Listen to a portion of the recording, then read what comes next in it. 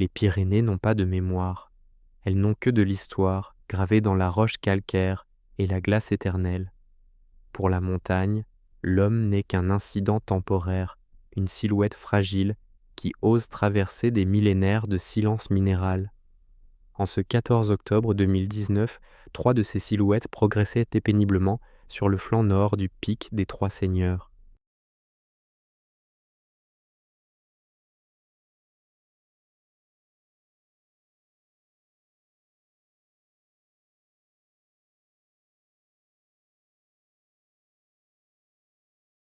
Vus du ciel, Marc, Sophie et Lucas n'étaient que des points de couleur vive, rouge, bleu, jaune, contrastant avec le gris monotone de la pierre et le vert sombre des sapins.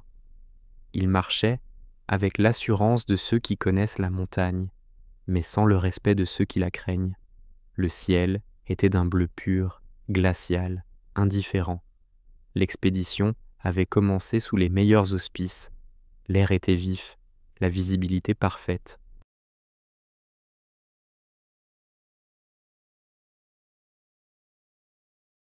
Pourtant, à mesure qu'ils s'éloignaient du sentier balisé GR10, une transformation subtile s'opérait autour d'eux. Le paysage changeait. La végétation devenait plus dense, plus anarchique. Les arbres, tordus par des vents violents, semblaient se pencher vers eux comme des vieillards curieux et malveillants. Vers 14 heures, ils atteignirent le point de non-retour.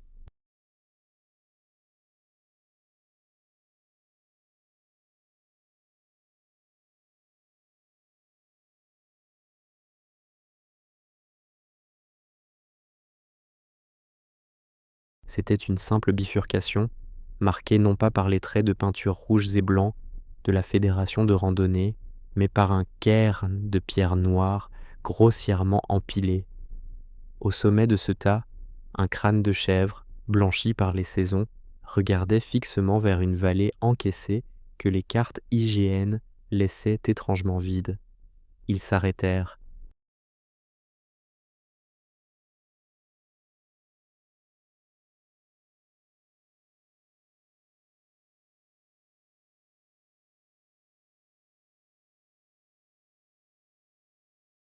On pouvait voir leur corps se tendre, leur tête se tourner, consultant leur GPS qui, soudainement, ne captait plus qu'un signal erratique.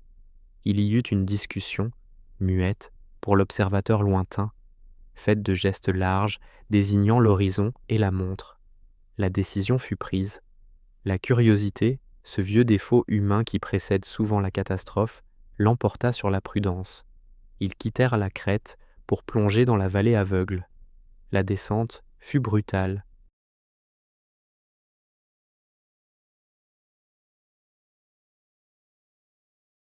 Le soleil, masqué par les hauts sommets environnants, disparut prématurément, plongeant le trio dans un crépuscule artificiel bien avant l'heure. La température chuta de 10 degrés en quelques minutes. L'odeur de l'air changea également. Les senteurs de résine et de terre chauffée laissèrent place à une exhalaison d'humidité froide, de moisissure et d'eau stagnante. Puis, ils le virent.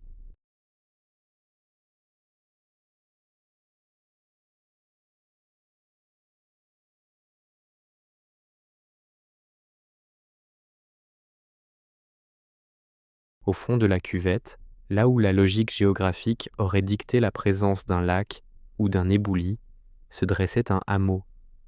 Ce n'était pas une ruine, c'était là le premier indice de l'horreur à venir. Les villages abandonnés des Pyrénées sont généralement des squelettes, des toits effondrés, des murs envahis par les ronces, des fenêtres béantes. Mais ce hameau-ci était intact.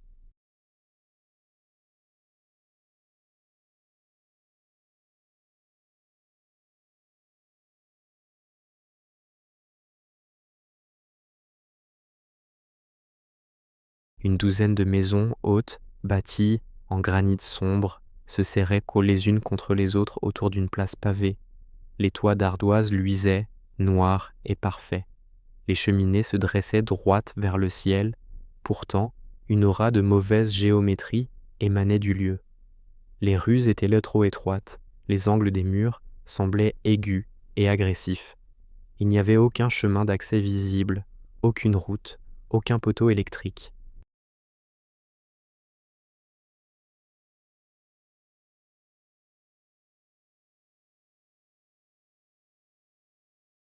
Le village existait en autarcie totale, coupé du monde moderne, préservé comme un insecte dans l'ambre.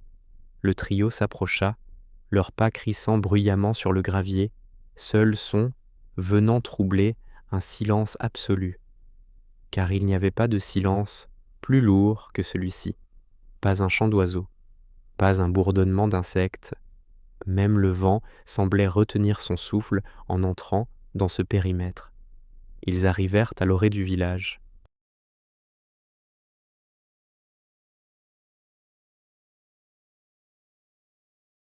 Les volets des maisons étaient reclos, non pas par des persiennes modernes, mais par de lourdes planches de bois brut, clouées de l'intérieur.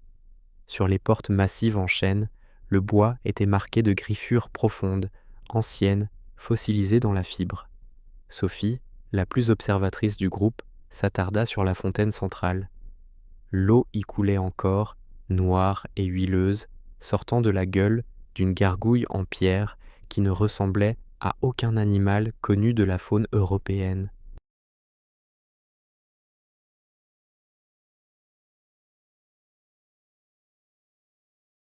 C'était une bête hybride, aux yeux exorbités, dont les mains griffues semblaient vouloir s'arracher de la pierre pour saisir le passant. Le soleil disparut totalement derrière les pics. L'ombre de la montagne recouvrit le hameau comme un linceul. C'est à cet instant précis que l'atmosphère bascula de l'étrange à l'hostile. Une brume légère commença à s'élever du sol, non pas blanche, mais grisâtre, s'accrochant aux chevilles des randonneurs.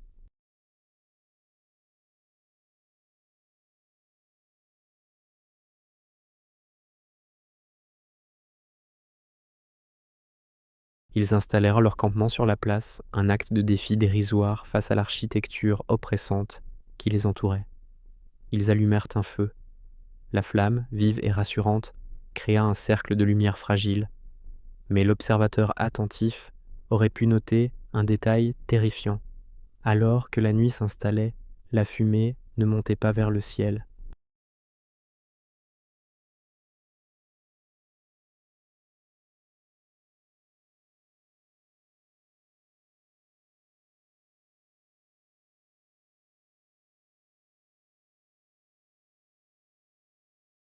Elle redescendait, plaquée au sol par une pression atmosphérique invisible, rampant vers les portes des maisons comme pour demander l'autorisation d'entrer.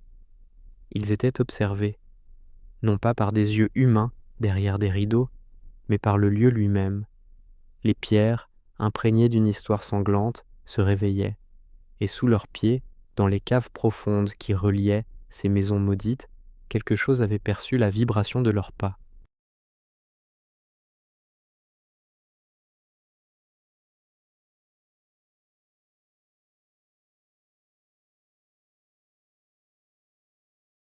Le sommeil séculaire venait d'être rompu. Aqui está a parte dos. A noite cai sobre os Pirineus e a arquitetura do vilarejo começa a revelar sua verdadeira natureza. Le Amiot oublié, o vilarejo esquecido. Partie 12. La veillée des ombres. La nuit ne tomba pas sur le hameau. Elle s'y infiltra. Ce ne fut pas une disparition progressive de la lumière, mais une invasion d'obscurité, dense et palpable, qui sembla monter de la terre elle-même, suintant entre les pavés disjoints de la place centrale. Autour du feu de camp, dont les flammes léchaient l'air avec une nervosité inhabituelle, le trio s'était recroquevillé. La chaleur du brasier semblait impuissante face au froid mordant qui régnait dans cette cuvette. Ce n'était pas un froid hivernal ordinaire, piquant et sec. C'était un froid humide, gluant, qui traversait les couches de Gore-Tex pour s'insinuer directement dans la moelle des os, un froid de tombeau. Les conversations s'étaient tues.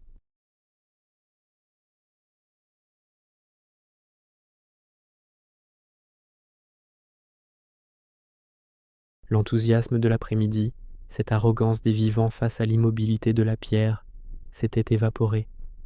Ils mangeaient vivre mécaniquement, les yeux rivés sur les murs aveugles des maisons qui les encerclaient.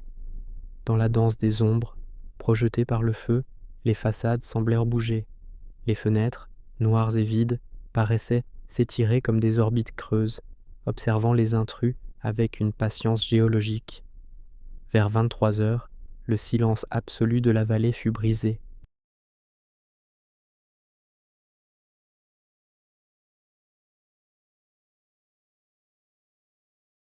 Cela commença par une vibration, infime, presque imperceptible. Elle ne venait pas des montagnes environnantes, ni du ciel, elle venait de dessous. Le sol de la place tremblait, une résonance basse, fréquence, qui faisait vibrer l'eau noire de la fontaine en cercle concentrique, parfait. C'était un rythme lent, régulier, comme la respiration d'un colosse endormi sous la croûte terrestre. Boum, boum, boum. Marc se leva le premier, sa lampe frontale balayant frénétiquement le périmètre. Sophie le suivit, son visage blême capturé par le faisceau lumineux. Il cherchait une source logique, un torrent souterrain, un éboulement lointain, une machine agricole. Mais la logique n'avait plus cours ici. Lucas, le plus jeune, restait assis, les yeux fixés sur la grande maison au fond de la place, celle avec la porte verrouillée de l'extérieur. Il semblait écouter quelque chose que les deux autres n'entendaient pas encore.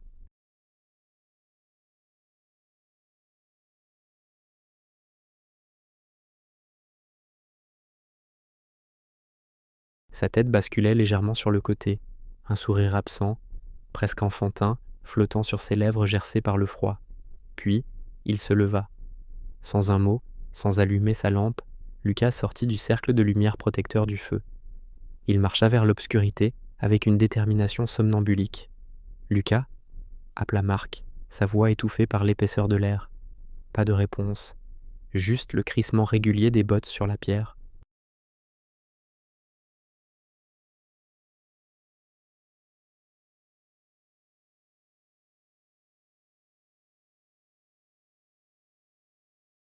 « Lucas, reviens, c'est pas drôle. » Sophie se précipita pour le retenir, mais elle s'arrêta net à la lisière de l'ombre. Une odeur pestilentielle venait de les frapper de plein fouet. Une odeur de viande avariée et d'encens brûlé, si forte qu'elle en était écœurante. Lucas, lui, continuait d'avancer. Il ne marchait pas au hasard. Il se dirigeait droit vers la grande maison, et alors que la lumière des lampes de ses amis éclairait enfin la façade, l'impossible se révéla à leurs yeux.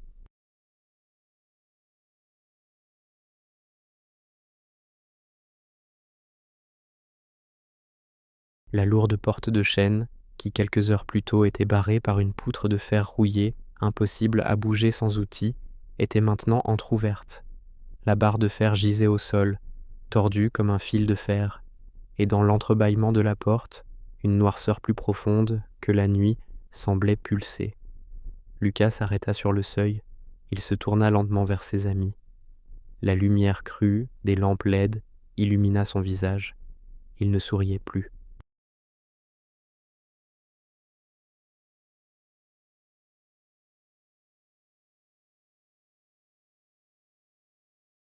Ses yeux étaient écarquillés, remplis d'une terreur pure, liquide, mais son corps ne lui obéissait plus. Il luttait, ses muscles tendus, sa bouche ouverte pour un cri qui ne voulait pas sortir. Puis, comme aspiré par une dépression violente, il fut tiré en arrière. Il n'y eut pas de cri de monstre, pas de rugissement.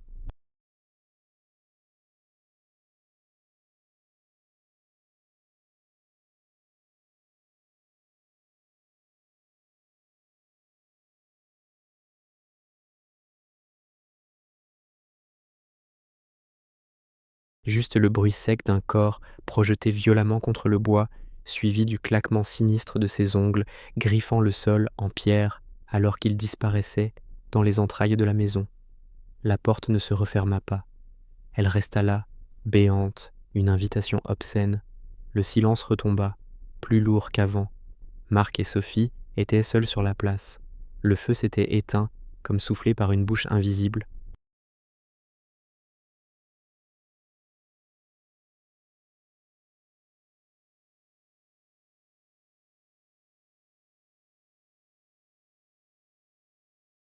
Seules leurs 2 lampes frontales perçaient désormais les ténèbres, 2 faisceaux tremblants pointés vers la gueule ouverte de la maison.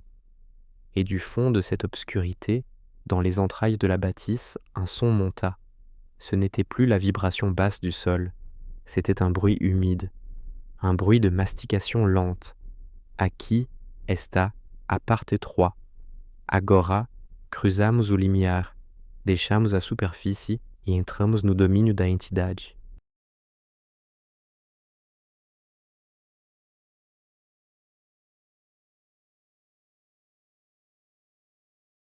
Le hameau oublié, au villarejo esquecido.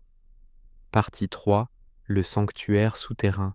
L'instinct de survie est une force puissante, mais l'amour et la culpabilité le sont tout autant.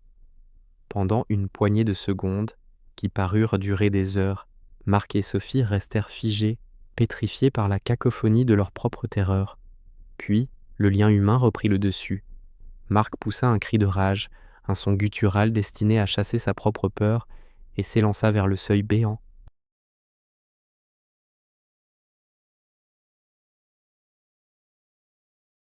Sophie, les jambes tremblantes mais mue par une panique aveugle, lui emboîta le pas. Ils franchirent la porte. L'intérieur de la maison n'avait rien d'humain. Dès qu'ils passèrent l'entrée, l'air changea de texture. Il devint épais, saturé de poussière de roche et de cette odeur féreuse, douceâtre, qui rappelle les abattoirs mal nettoyés. Leurs lampes balayèrent l'espace.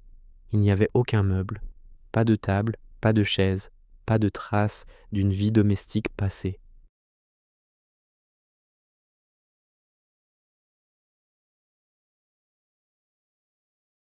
Le sol était couvert d'une couche de terre battue, durcie par les siècles. Les murs, eux, racontaient une histoire de démence. Le plâtre écaillé était couvert de gravures. Des milliers de traits, entaillés profondément avec un objet pointu, un couteau ou peut-être un ongle, des spirales concentriques, des yeux sans paupières, des silhouettes allongées, démesurées, qui semblaient danser autour d'un soleil noir. Au sol, une traînée humide marquait le passage de Lucas.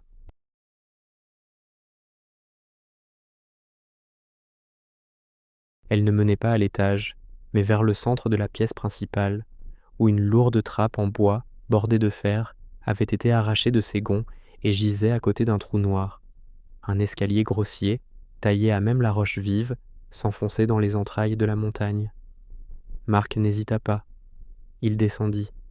Sophie suivit, sa main crispée sur le dos de la veste de Marc, comme une enfant effrayée. Chaque marche les éloignait un peu plus du monde rationnel de la surface.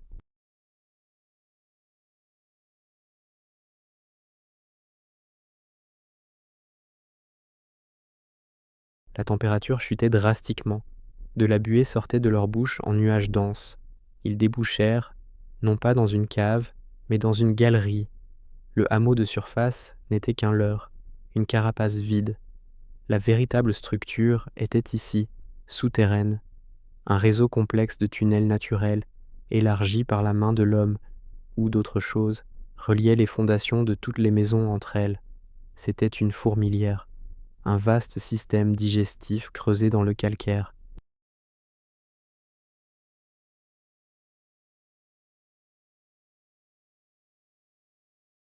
Ils avancèrent, guidés par les traces au sol et par des gémissements lointains qui résonnaient en écho contre les parois suintantes. Au détour d'un couloir, la galerie s'élargit pour former une vaste chambre circulaire. Ce qu'ils virent alors faillit faire lâcher prise à l'esprit de Sophie. Ce n'était pas une salle de torture, mais un musée, un sanctuaire morbide dédié à la prédation. Empilé contre les parois, montant presque jusqu'à la voûte, s'entassaient des reliques.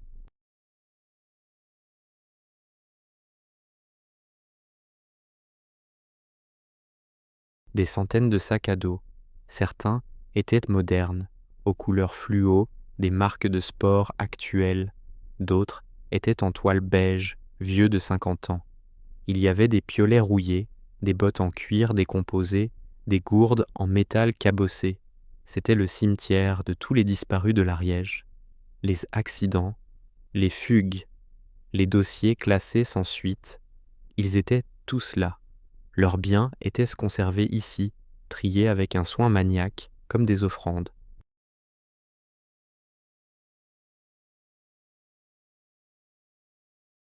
Au centre de cette cathédrale d'objets volés, une pierre plate, noire et luisante de graisse, trônait comme un autel. Et derrière l'autel, dans l'ombre que les lampes peinaient à percer, Lucas était là. Il n'était pas mort, il était agenouillé, le dos tourné vers eux, face à une fissure dans la roche d'où émanait un souffle glacial. Il se balançait d'avant en arrière, bercé par une mélodie qu'il était le seul à entendre. « Lucas !» murmura Marc, la voix brisée. Lucas s'arrêta de bouger.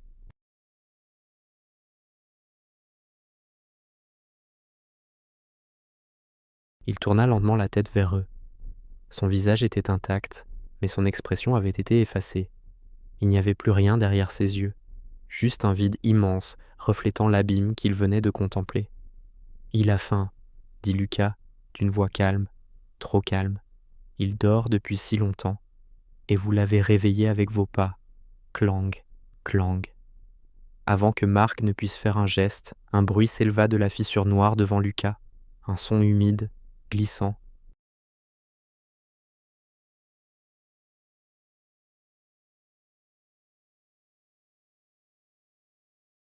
Le bruit de quelque chose d'immense qui s'extirpe de la vase. Une main apparut sur le bord de la roche, une main blanche, aux doigts interminables, dépourvue d'ongles, qui cherchait prise sur la pierre. Puis une deuxième main. L'entité émergeait. L'entité s'extirpa de la fissure avec une fluidité écœurante, défiant l'anatomie telle que la nature l'avait conçue.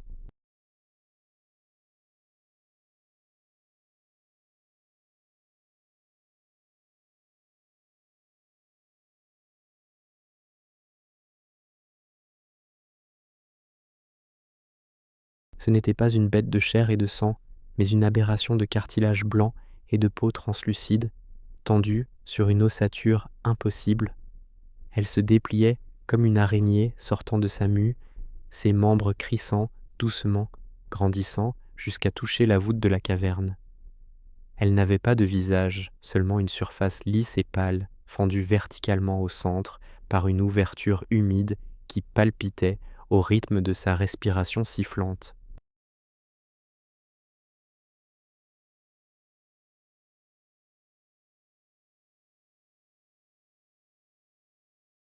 Marc, paralysé par une terreur atavique, vit la chose tendre, un bras démesuré vers Lucas. Le jeune homme ne recula pas. Au contraire, il tendit les mains vers la créature, comme un fidèle accueillant son Dieu. « Marc !» hurla Sophie, sa voix brisant la transe. Le cri agit comme un détonateur. La créature tourna sa tête sans visage vers la source du bruit. Elle n'avait pas Dieu, mais elle voyait. Elle percevait la chaleur, la peur, le battement frénétique de leur cœur.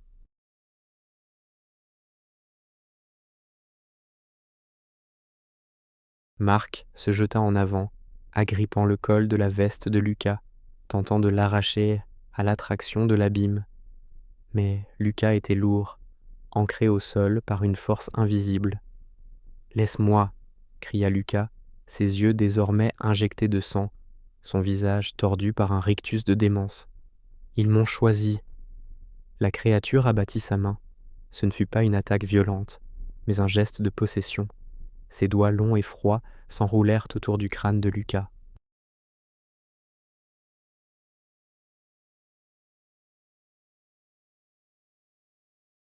Il y eut un bruit répugnant, comme celui d'un fruit mûr que l'on écrase. Lucas cessa instantanément de se débattre. Son corps devint mou, une marionnette dont on aurait coupé les fils. La chose le souleva de terre sans aucun effort, l'attirant contre son torse gélatineux. Marc recula, trébuchant sur un tas de vieux sacs à dos.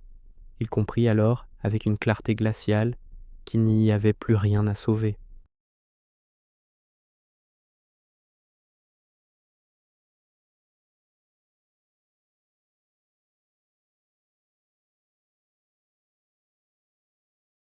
La logique de la montagne avait repris ses droits, la sélection naturelle dans sa forme la plus cruelle. Cours, hurla-t-il à Sophie en la poussant violemment vers le tunnel par lequel ils étaient arrivés. Sophie hésita une fraction de seconde, le regard ancré sur l'horreur qui se déroulait devant elle. La créature, tenant toujours le corps inerte de Lucas, commença à avancer vers eux.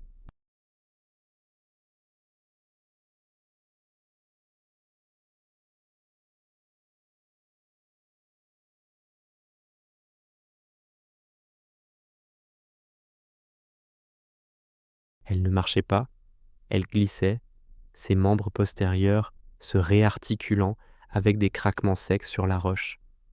Marc se retourna, brandissant son piolet, une arme dérisoire face à une telle monstruosité. Il savait qu'il ne gagnerait pas. Il achetait du temps, une poignée de secondes, le prix d'une vie. Sophie tourna les talons et s'engouffra dans le boyau sombre. La fuite fut un calvaire hallucinatoire.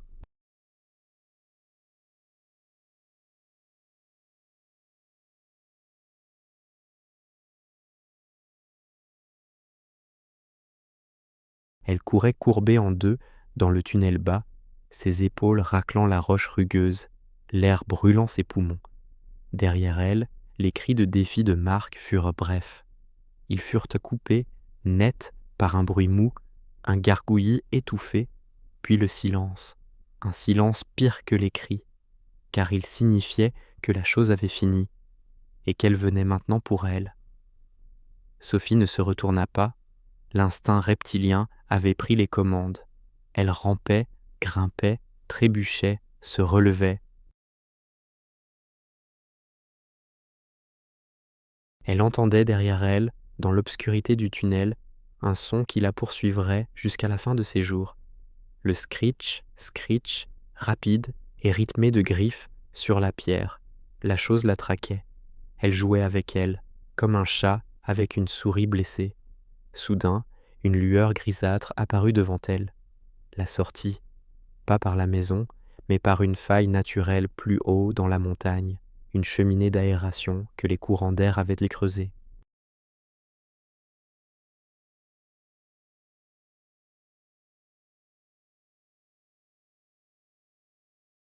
Sophie s'y jeta, s'agrippant aux racines qui pendèrent du plafond, se hissant avec l'énergie du désespoir. Elle sentit un souffle froid sur ses chevilles, une odeur d'ammoniac pur. Elle donna un coup de pied dans le vide, touchant quelque chose de dur et froid, et se propulsa vers l'extérieur.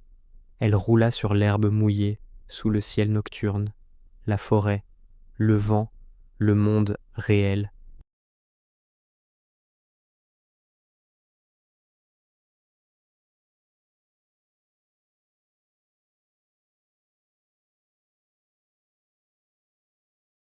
Elle se releva et courut à travers les bois, ignorant les branches qui fouettaient son visage, ignorant la douleur dans ses jambes. Elle dévala la pente, glissant dans la boue, tombant, se relevant encore. Elle ne s'arrêta que lorsqu'elle sentit le goudron froid de la route départementale sous ses mains. Elle était seule, la montagne était silencieuse. Un véhicule passa, ses phares balayant la silhouette hagarde au bord de la route. La voiture s'arrêta.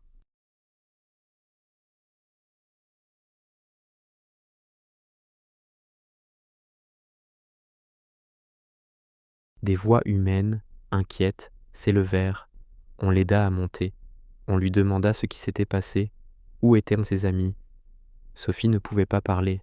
Elle tremblait de tout son corps, ses yeux fixés sur la lisière de la forêt noire qu'elle venait de quitter. Là-bas, juste à la limite de la lumière des phares, quelque chose bougeait entre les arbres. Une silhouette pâle, immense, qui se tenait debout et la regardait partir. Elle ne la poursuivait plus. Elle n'en avait pas besoin.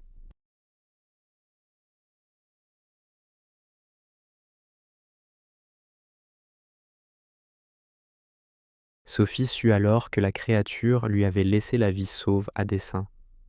Elle était le témoin, le messager. Elle portait en elle l'histoire du hameau oublié, un virus de peur qu'elle allait ramener dans le monde des hommes. Alors que la voiture s'éloignait, emportant Sophie vers la civilisation, elle vit l'ombre blanche reculer lentement et se fondre dans la nuit éternelle des Pyrénées.